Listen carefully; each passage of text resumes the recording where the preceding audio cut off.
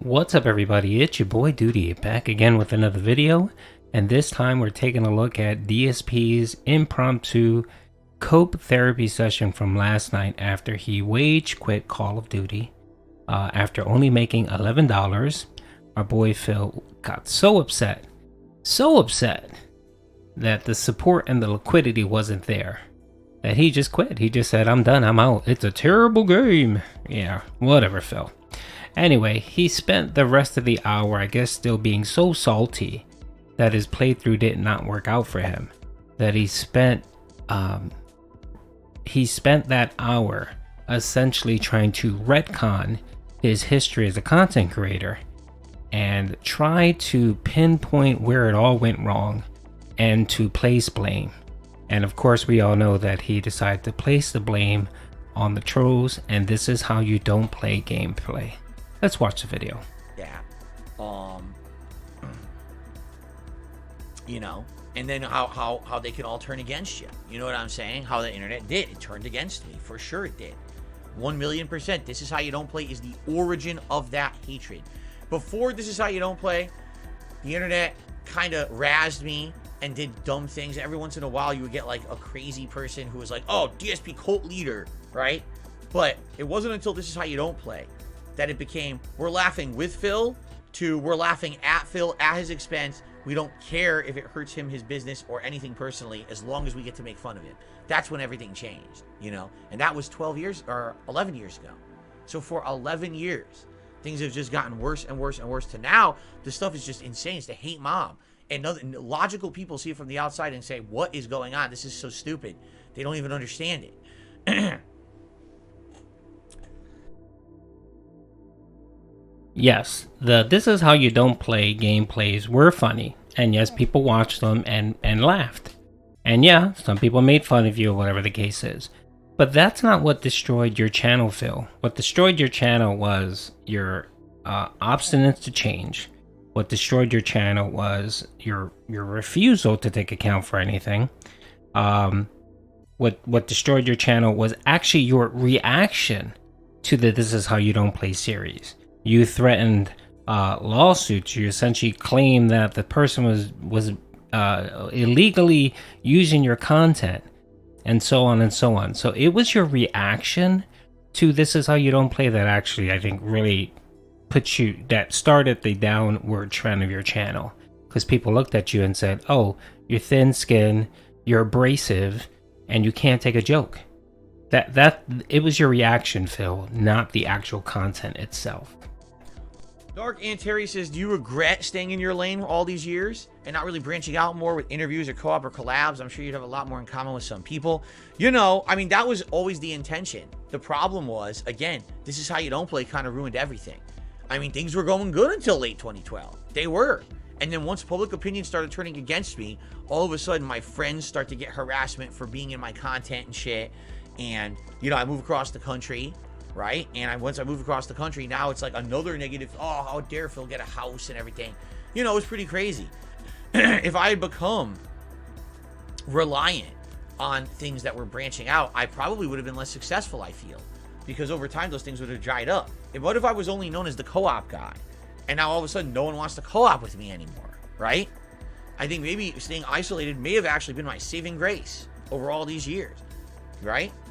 Because in reality, when I left Connecticut and I came here 9 years ago, right? What was lost? Well, okay, Phil, your friends were harassed because they did content with you. The only people that did content with you were Rambo and John. It was Rambo and Howard. Those were the two people that did content with you. And as far as I remember, no one ever harassed them. I mean, maybe a troll every once in a while said something to them, but no one gave them hate like they hate you, Phil. So I'm not sure what you're talking about. The reason why your friends decided to no longer collab with you was because you were a piece of crap. You were a terrible friend. You were, you abused the friendships. And as you've said yourself, you know, you've admitted to partly to blame, but I honestly believe that you're fully to blame for this. And that's the reason why you lost your friends and you lost your, I guess, your partners for do co-op gameplay and so on. And, you know, with your business dealings, you were cheating them. You weren't paying them. You weren't giving them money. And then you sit here and use the excuse of, well, they didn't ask for money. If they're doing work and they see that you're making money off of it, you know, the assumption should be that, yes, they should be making some money as well, Phil. Okay? So remember that going forward. You know, if ever you collab with someone and it's a partnership and you guys are both doing work, then assume that that person wants to get paid. And actually, before you even do anything, you should sit down and have a conversation with the person and say, okay, this is what we're going to do.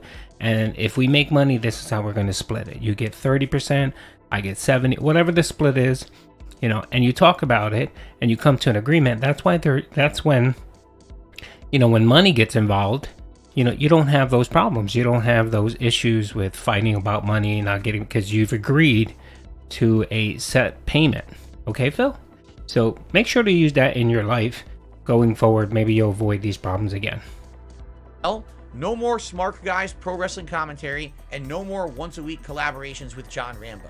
Was it a change? Yes. Was it a negative change? Of course it was. But did it end my content? No. I was still very much the same person making the same content with one aspect of that content gone, but the majority of what kept this business going was me being here all week putting out content nonstop by myself. And that continued. So imagine now if 50% of my content was collaborations, you know, travel, interviews, and all that went away, I probably would have went out of business.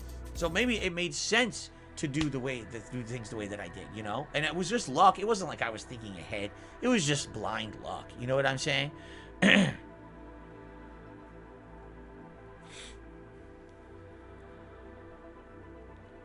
Oh, no, I've already said it a million times. I would not box another YouTuber. I'm not one of these people pulling stunts for money. It's ludicrously stupid.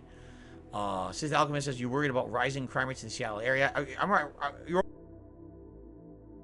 Okay, so Phil just said that his saving grace was the fact that he was just strictly doing gameplays and pumping it out every day, and that's what saved the business. And that's the problem, Phil. I don't think you've ever realized that the reason, because you treat this as a business, that's why you've failed. And I'll explain that a little bit. So, streaming isn't a business, Phil. I mean, yeah, it may pay you and it may let you live your life and so on, but it's not a business. And you simply saying that it's a business is just wrong. You should be a content creator who enjoys creating content, very similar to like an artist. Yes, the assumption is you're going to make some money and you have to make a living. Everyone understands that. But the simple fact that you keep talking and saying that this is your business, people look at it and say, okay, well, you don't generally care for what you're doing. You just care about the money. You just care about making money on this, regardless of whatever it is you're pumping out. And people see you being disingenuous. The reason why PewDiePie, Mr. Beast, all of these big YouTubers is because you get a sense that they actually enjoy what they do, you know. And when someone enjoys what they actually do, they put commitment to it. They do, you know, they want to make it better. They upgrade their equipment. You know, they hire people. You know, they really invest in the art, not the business, in the art. And that's where you failed, Phil. You never invested in the art. You never invested in what you were creating. You simply just invested in making sure that you optimize as much income as you can receive doing this. And I think you had this mindset of, well, it may not last forever, so let me make as much money as I can on this job. We're always worried about rising crime rates anywhere. Of course. No, I have no impact by rising crime. Of course, everyone cares about it. Some people say bad exposure is good exposure, but probably not the case with This Is How You Don't Play. Here's the difference. Here's the difference. Okay? Let's say, for example, there is a celebrity, a actor, that gets a bad reputation, correct? But they continue to get work. Well, guess what? They'll continue to make money. They'll continue to be successful as long as people continue to see them in movies. Even if you don't like that person for their personal life, sometimes you'll still go see them in a movie, right? With This Is How You Don't Play, literally they take my content, they edit it in a way that creates fair use, and essentially they make it into a transformative work that's toxic and negative. So they're protected legally to make that content, But now it encourages people to not actually check out my own content. Imagine if. Well, I'm glad that you finally agree that what Detractors and what Evo AJ and other people have done is legal. Thank you, Phil. I mean, we've been stating that for the longest. And it's a shame your reaction was so poor to it initially. And you threatened to dox people and you threatened to file copy strikes and so on. Maybe if your reaction was different and maybe you actually leaned into the meme, you would have turned out a lot better. But of course, you didn't, Phil. You didn't. And again, the only person you have to blame is yourself. You are to blame for your failures, Phil. And, you know, you can't turn back. You can't change time. It is what it is. And you need to move forward with it. You constantly referencing, this is how you don't play, referencing detractors and so on, because as to blame for why you failed is the reason why you fail. And you're still failing to this day.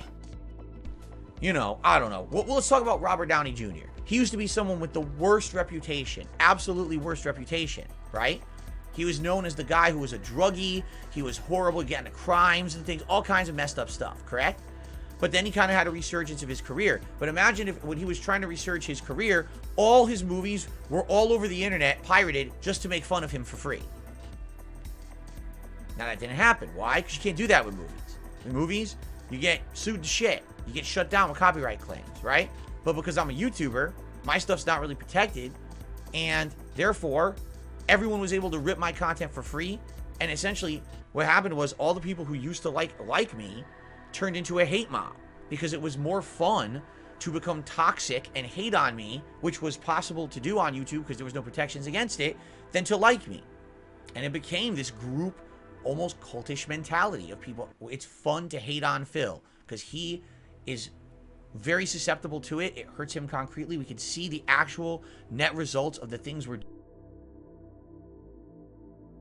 Okay, Phil, you just said right now, you agreed that what they did and what we do is legally fine. It's within the legal bounds of U.S. law. So why are you sitting here continuously saying that you're not a rich guy, you can't sue? Why do you keep saying that? The reason why you can't sue is not because of money. Because I'm pretty sure you can find a lawyer that would do this for do pro bono and would essentially take a cut if you were able to receive some damages. That's not the reason why you don't do it. The reason why you don't do it is because you have no legal standing whatsoever and you know it. And that's why you sit there and you seethe and you cope and you get upset because legally you know there is nothing you can do. There is nothing you can do. And I would love to see you try to take someone to court over this. The judge would just laugh at you. Doing that hurt him, and we enjoy that, seeing that pain. We like seeing him writhe in pain.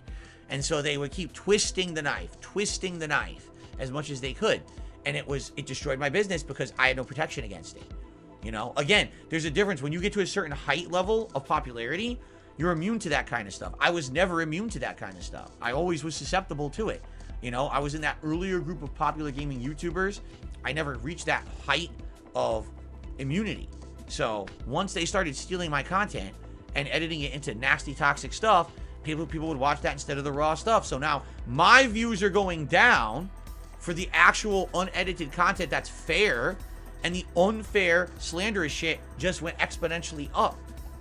It's messed up that YouTube ever allowed it to happen, but... Right? To be a full... Phil, the reason why our content is popular, and you guys know I talk about this often, is because, like, I'm going to use a word you love to say, Phil. We curate content for a specific set of people. So we take your clips and we cut them down and we focus on specific points. Yes, we do that. That's called a clip channel, right? You're the one that actually gives the detractors the ammo. It's your words. It's your, like this 1 hour cope session about Evo AJ and this is how you don't play is giving me a lot of content, and you only have yourself to blame. So what I do is I take your content and I make it digestible. So I cut out all the crap because you refuse to actually do any editing. I've suggested it many times to you, Phil. If you were to actually take your playthroughs and cut them down to about 15 minutes of good gameplay, you would do so much better. But you refuse because you're too lazy. Time streamer on Twitch, and I certainly would have changed my business model to now be reliant solely on the viewers, which you call e-begging. You created the situation, and now you don't like it. You're to blame. Look in the fucking mirror. I wasn't like this until you ruined the other whole successful business I had. And you're all immune to it because you all hid behind the internet in anonymity because little pussies you are, you know? But that's the most unfair criticism I get. The e-begging thing, listen, you can say it's too much, it annoys the viewers. That, okay, that I can change. But just to say, oh, you rely on others for your income. It's like, and? You created the monster. Now you don't like the monster. You created the Frankenstein, and now the Frankenstein's destroying the village, choking the villagers, and burning everything down, and you're pissed about it. Oh, I don't like that. He's like that. You made me like that. I didn't used to have to do that. I didn't have crowdfunding until you destroyed my profitability on DSP Gaming. You're an idiot. We all know that's a lot. And there he goes retconning stuff. You've had a Patreon for how long, Phil? Way before YouTube ad revenue tanked. Way before that. And then during your streaming days where, you know, the ad revenue did slow down a little bit, you had the Twitch revenue. You had your memberships for Twitch, right? You still had the ad revenue coming in from YouTube because you were double dipping. You were not double dipping, but you had two sources. You would put the videos on YouTube and you'd get ad revenue from that.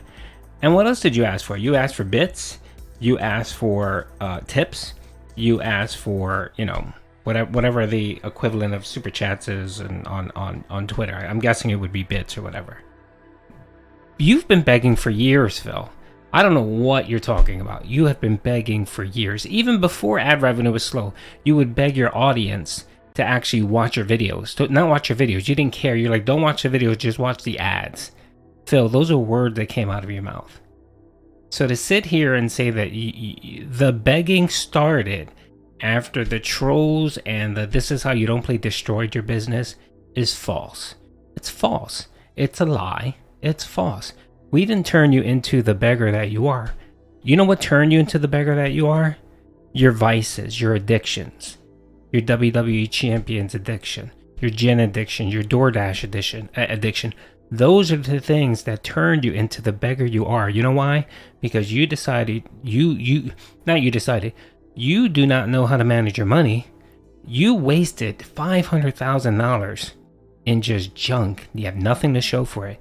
You moved from Connecticut to Seattle, even though you didn't even sell the condo in Connecticut, right? Before, should have sold the condo and then moved.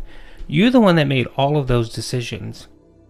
And when your career nosedive, and you had to beg, okay, Phil, you have to look at everything that happened before that. Your actions and your decisions are the reason why you're the beggar that you are. And the interesting thing is that, you know, now that you've been called out on it, you've tried to modify yourself and no longer beg. How many beg apologies have you had to do since Moist Critical called you out? I'm counting 4. So, Phil, you need to look in the mirror. You're the one to blame for all this, not Evil AJ, not the Detractors. Your actions and your reaction to what occurred in the past is the reason why you're where you are. And no one else is to blame, Phil. Anyway, hope you guys enjoyed the video. Peace out.